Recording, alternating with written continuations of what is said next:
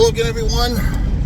Well, we had some big wins yesterday in the Supreme Court. The first big one, and put them in the order you want, but they're all big.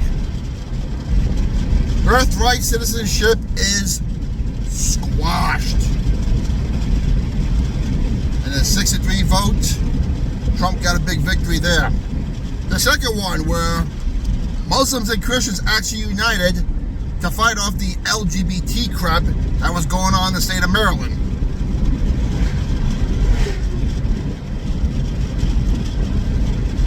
And if this is the hill the left wants to die on, they're going to die hard on it, because as we saw last election, all the people that traditionally voted for the left are walking away from the left.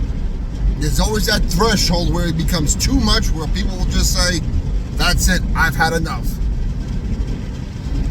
Then you got the big case down in Texas where they just can't show pornography to anyone they want. They have to verify that they're 18.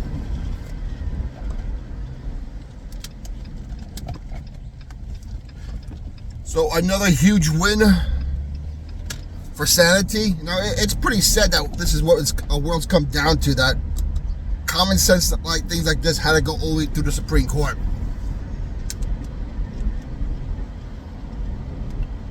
But again, we had another stock market boom yesterday. The price of oil is going down.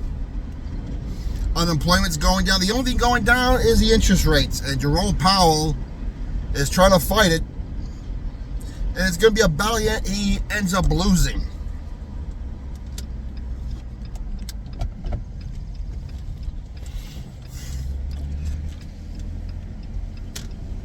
Now, if this big, beautiful bill passes,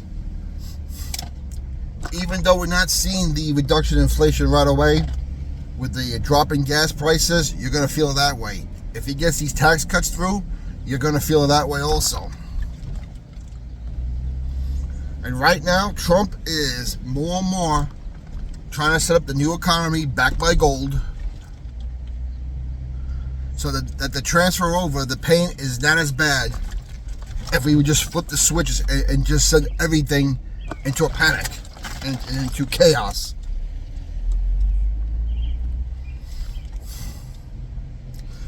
Trade deal in China is done. Another one in India was made a couple days ago. It's just being announced now. Of course, Trump likes to delay this because he likes when the media bashes him. Then he comes up with this news, and of course the media ends up embarrassing themselves that much more.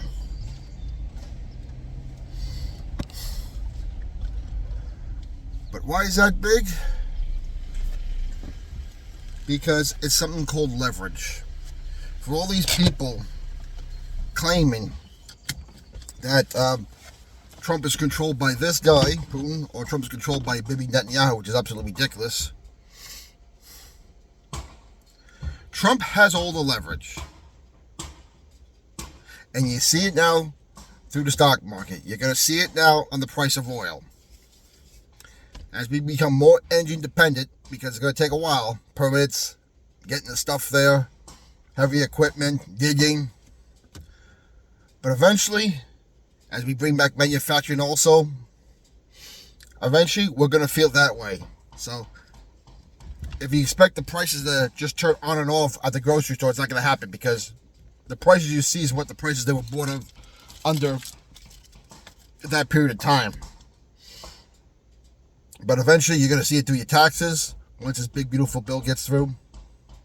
And I know it's going to get through somehow, because John Thune, his days as Senate leader are very short. If he wants to play games like this, Trump will have no problem raising someone up the primary amount, and he will be primaried out. Because if they let these tax cuts expire, they're finished.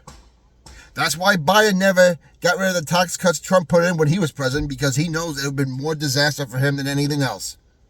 And he ended up losing anyway.